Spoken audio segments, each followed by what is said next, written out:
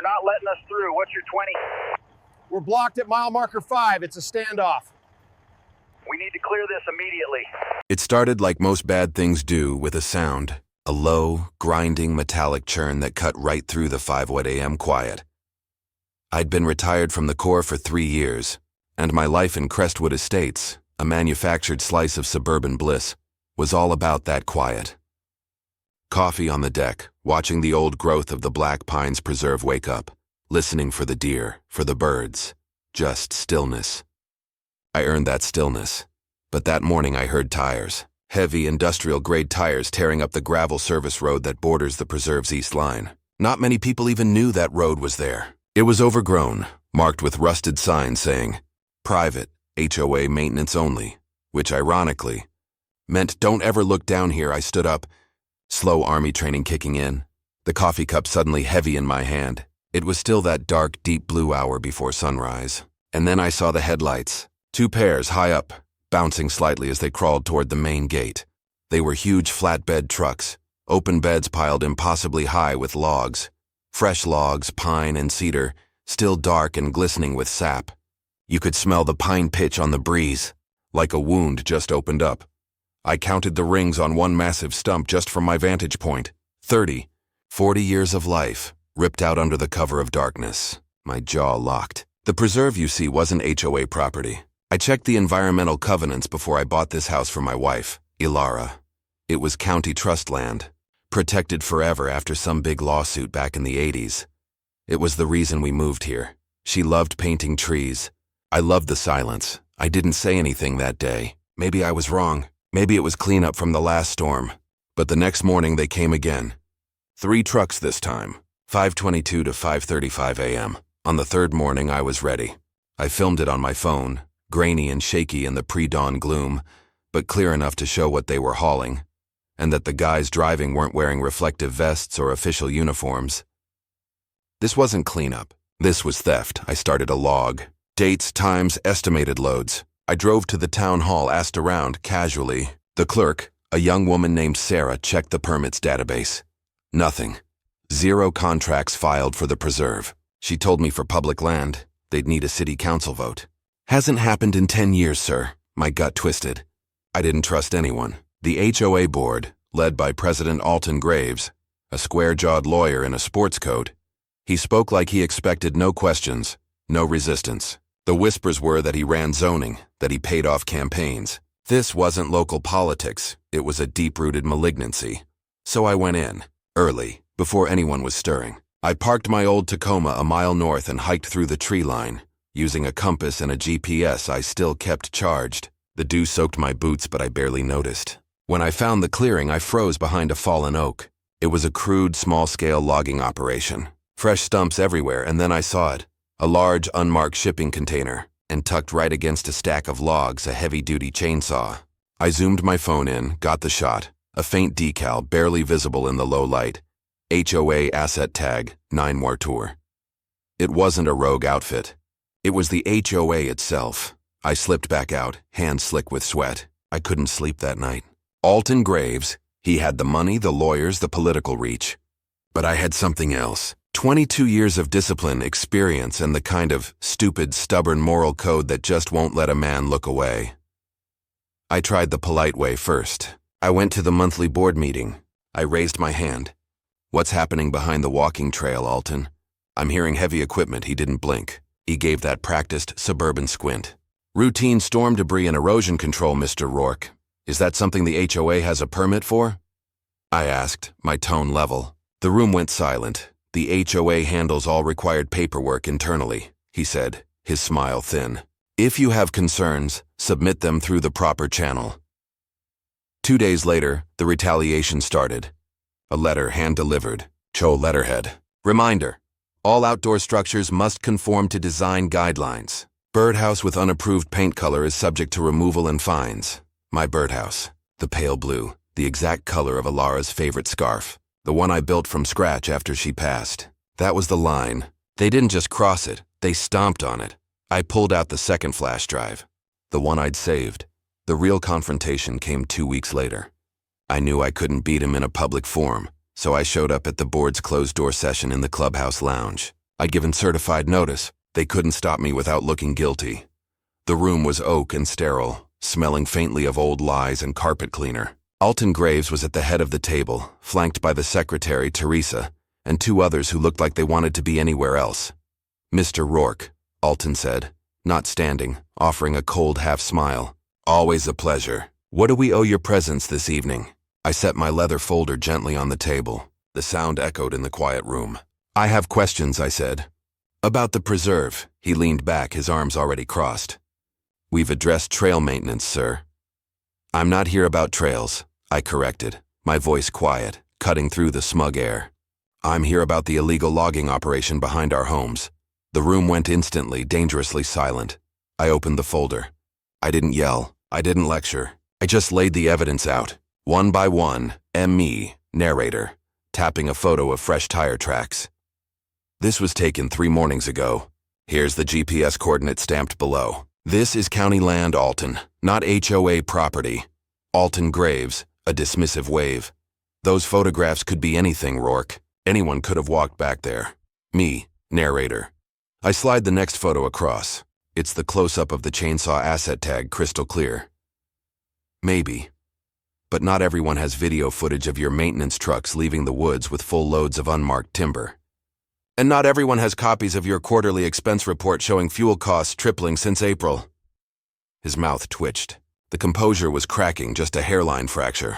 Teresa was staring straight at the water pitcher, me, narrator. Stepping closer, planting my hands on the table. "I've filed a full report with the Sheriff's Department, and I've spoken to County Environmental Enforcement. They'll be looking into this." Alton Graves, slamming his binder shut, his voice a sudden, controlled roar. "You what? This is slander and harassment. You are dangerously close to violating HOA conduct rules, Rourke." Me, narrator. "Are you threatening me with a fine because I reported a crime, Alton?" I asked, letting the question hang there, heavy and sharp. "Because that's not just unethical, it's illegal." I slid the final document across. A printed copy of the county's land use code. The section on penalties for unauthorized extraction was highlighted in bright yellow, me, narrator. My voice dropped. Calm but unshakable final. Maximum fine $250,000. Imprisonment up to 5 years. Full restitution for the damaged forest. Let me be clear. If I see even one more truck on that trail, I will take this to the media. I'll bring a drone. I'll live stream every single stolen log. You won't just be dealing with code enforcement. You'll be front page news. Silence. He just looked at me. That flicker of fear was there deep in his eyes, buried beneath the arrogance. He knew I wasn't bluffing. He straightened his tie, forced the civility back. "We'll review the matter internally, Mr. Rourke. Thank you for your concern."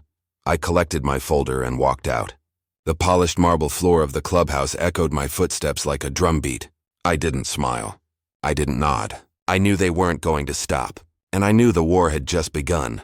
The next morning, the intimidation intensified. My trash bins were skipped. My driveway was egged. And then came the final gut-wrenching blow. I woke up to find the trellis beneath my kitchen window empty. My wife's rose bushes. Gone. Uprooted. Soil disturbed. Petals scattered like blood on the mulch. A note stuck to the trellis. "Final warning, rage, not fear. Just pure cold military rage." Those roses weren't just plants. They were memory. They were hers. They had crossed a line they could never, ever uncross. I went straight to my study. I took out the second flash drive. The one with everything. The sawmill video, the shipping codes, the Colorado plates on the worker's truck. The one I hadn't given the sheriff. I knew who to call now. Not the local police. Not the guys who were watching my house with a cruiser. I called Captain Roland Avery. "Tell me everything," he said, the moment he heard my name.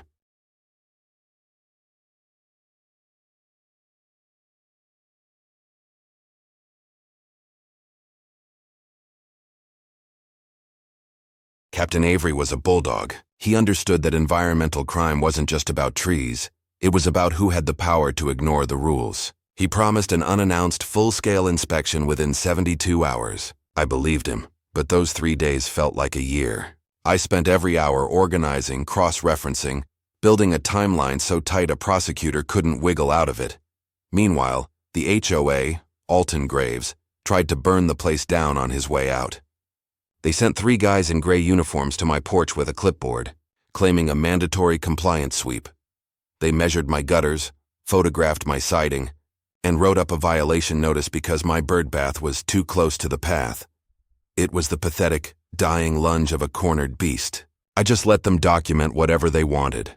The fall came that afternoon. At 2:14 p.m., 2 black SUVs, unmarked but not invisible, rolled into Crestwood Estates. 4 agents and windbreakers, badges glinting, followed by Avery, taller, grayer, but with that same burning intensity in his eyes. They didn't go to the clubhouse. They went straight to the trailhead. I watched from the shadows of my back fence, the one I let grow thick and wild, exactly the way Alara liked it. They deployed a drone. 2 agents carried handheld scanners. Avery walked them straight to the GPS coordinates I'd sent, right to the clearing. They found it. The ground was disturbed. They'd tried to bury the evidence, hide the portable sawmill, but they hadn't finished. When they pulled the camouflage tarp back, the evidence spoke louder than any witness. Chains, axes, pallets marked for commercial freight. One sticker partially torn. HOA asset number 463. Avery's expression was dark. They weren't just cutting trees. They were processing, packaging, and selling public property. A full-scale operation laundered through a fake landscaping budget. By 4 p.m., the sheriff's cruisers joined the state SUVs. Alton Graves was standing outside the clubhouse in his suit, face white, waving his arms, desperately trying to talk his way out of a sealed document an agent handed him. He stomped back inside, defeated. That evening, the emergency notice went out. Due to unforeseen administrative matters, the HOA board will be suspended for the duration of an ongoing investigation. They were falling. The next morning, the headlines exploded. Leah Tran at the County Chronicle put the story on the front page. Forest for sale. HOA accused of logging protected preserve for profit. It had the screenshots, the maps, the quotes, and it ended with my line. One resident described the HOA's actions as the slow theft of a community soul hidden under the guise of order. The silence broke. Neighbors who wouldn't look me in the eye were walking over whispering thanks. Margaret, the widow across the street, left a loaf of banana bread on my porch, no note needed. The arrests came that night. Alton Graves was denied bail. 2 other board members and the contractor were charged with felony environmental destruction, fraud, and conspiracy. The total estimated value of the stolen timber, $2.3 million. But it wasn't about the money. It was about what they stole from the community. They stole trust. They stole autonomy. They stole peace. I kept remembering Alara's voice, the way she used to say it. Home isn't a place that tells you what you're allowed to love. It's where the things you love are safe just the way they are. The rose bushes came back. I replanted them quietly one morning. Same spot, same soil, same roots. Only now I dug deeper. I laid down thick mulch, reinforced the trellis, and mounted a tiny motion-triggered camera inside the birdhouse. Not because I expected trouble, but because I learned that justice doesn't always stay fixed. Sometimes justice is just not letting them do it again. 6 months later, the preserve was officially protected by the Black Pines Woodland Act, a zero development zone, monitored by the state. Neighbors, real neighbors, started organizing restoration walks, clearing debris, planting new growth where the stumps used to be. They asked me to join, I did. Not because I had to, but because for the first time since I moved here, I didn't feel like an outsider scanning the tree line for threats. I felt like someone living in a place that had finally remembered its soul. The new interim HOA manager, a no-nonsense woman named Mia, knocked on my door. "You're the one who started it, Mr. Rourke. We'd be honored if you joined the new board." I laughed, shook my head. "Mia, I've had enough of HOA politics to last 2 lifetimes. But this time," she said, her smile deep and genuine. "You'd be the watchdog, not the target." I didn't say yes, not then, but I agreed to attend the meetings. And something unexpected happened. They weren't about control anymore. They were about service, fixing the drainage, helping Margaret install a ramp, organizing that tree planting day. The silence is over.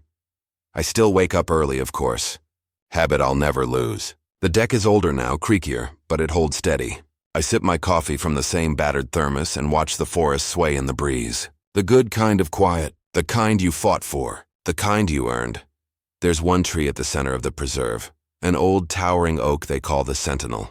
We built a small bench beneath it, carved from the remnants of one of the fallen stumps. On its back is a brass plaque. It reads, "In honor of the quiet ones who chose not to stay quiet."